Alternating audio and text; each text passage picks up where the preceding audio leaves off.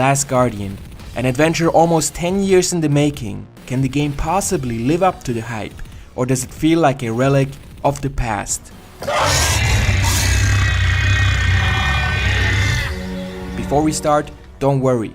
I won't go into great details about the story or the gameplay. You simply have to experience it for yourself. You wake up in a cave next to a giant beast named Trico. The beast is visibly injured and chained to the ground. After freeing Trico from his chains, you quickly start to develop a friendship with the creature while working your way out of this misery and trying to figure out what happened. The story starts out slowly, but it's told in such a beautiful way, and it always adds enough new elements to keep you guessing and keep you motivated. The Last Guardian looks amazing at times. The game's art direction is beautifully realized throughout the whole game. The world feels both surprisingly familiar and alienating.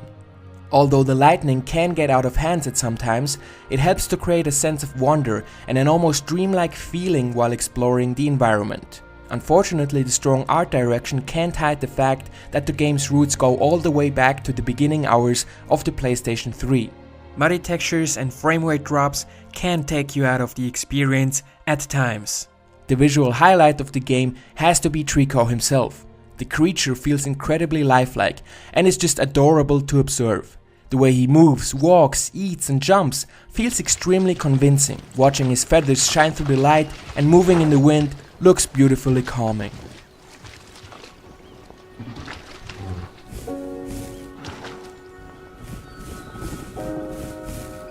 The game's soundtrack fits the world perfectly. It's appropriately epic when it needs to be, and it also leaves room for the more nuanced and intimate scenes. Especially great are the moments when Trico comes to the rescue and the music kicks in.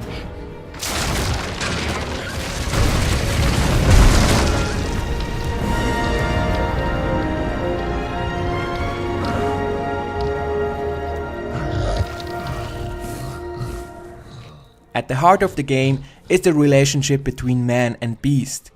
The bond between Trico and the boy is strengthened through various interactive gameplay elements.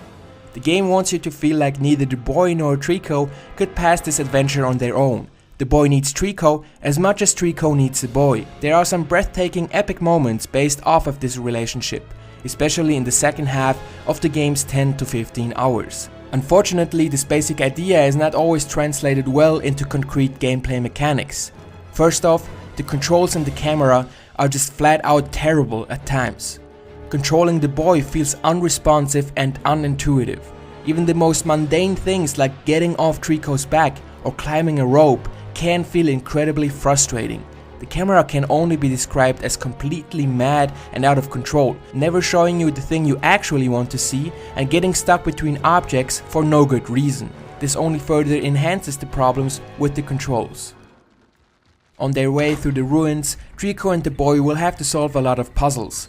Unfortunately, a lot of the puzzles feel more like frustrating trial and error guessing games. Instead of offering meaningful clues about what to do or where to go next, the game just throws you in a dark room and throws away the keys. And because of the bad controls, you never know if you're going the right way or if the game is trying to push you in another direction. As a result of all that, solving puzzles oftentimes feels unrewarding. The same can be said about the puzzle-solving interactions with Trico. The boy can command the beast to a certain extent. He can tell Trico to go somewhere, jump somewhere, or attack an object or enemy. The problem is that Trico's response to your commands is very slow.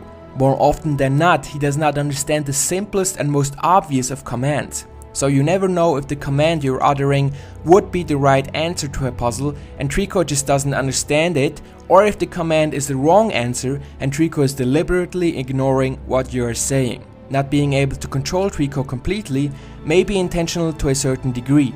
After all, he is a giant wild beast.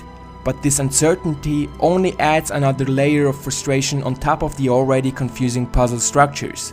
Trial and error without immediate feedback is not a good combination. Fortunately, not all interactions with Trico lead to frustration. Seeing Trico fighting off enemies and rescuing you really feels rewarding and adds some much needed variation to the otherwise repetitive enemy encounters.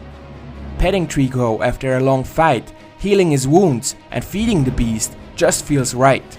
These intimate moments of interaction manage to outweigh the frustration surrounding the other basic gameplay mechanics most of the time.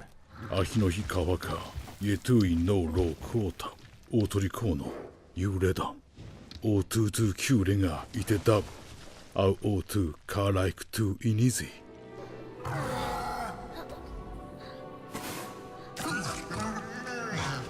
The Last Guardian is unlike anything I've ever played before.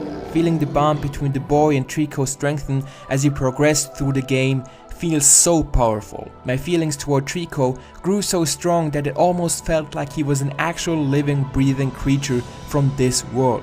The game is also a prime example of the unique storytelling possibilities games can offer through their interactive nature. The way the story unfolds and the way the relationship develops could not have been realized in any other medium.